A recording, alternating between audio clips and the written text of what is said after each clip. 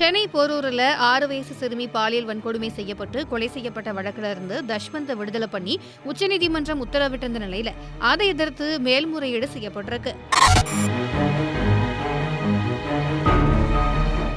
கடந்த 2017ஆம் ஆண்டு போரூர்ல 6 வயது சிறுமியை கடத்தி பாலியல் வன்கொடுமை பண்ணி கொலை பண்ணினதா தஷ்வந்த் அப்படிங்கிற இளைஞர் கைது செய்யப்பட்டாரு. இந்த வழக்குல கைதாகி ஜாமீன்ல வெளியில வந்த தஷ்வந்த் செலவுக்கு பணம் தர மறுத்த தனது தாயை கொலை பண்ணினதா மறுபடியும் கைது செய்யப்பட்டு சிறையில் அடைக்கப்பட்டார்.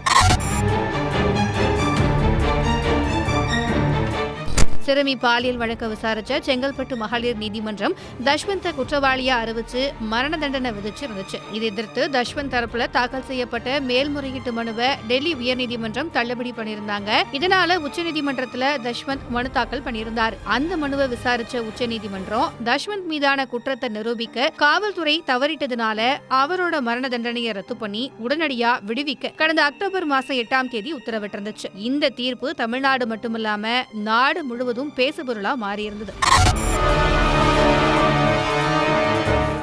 இந்த நிலையில உச்சநீதிமன்றத்தோட இந்த தீர்ப்பை எதிர்த்து தமிழக அரசு சார்பில் சீராய்வு மனு தாக்கல் செய்யப்பட்டிருக்கு. இந்த மனு விரைவில் விசாரிக்கப்படும் எதிர்பார்க்கப்படுது.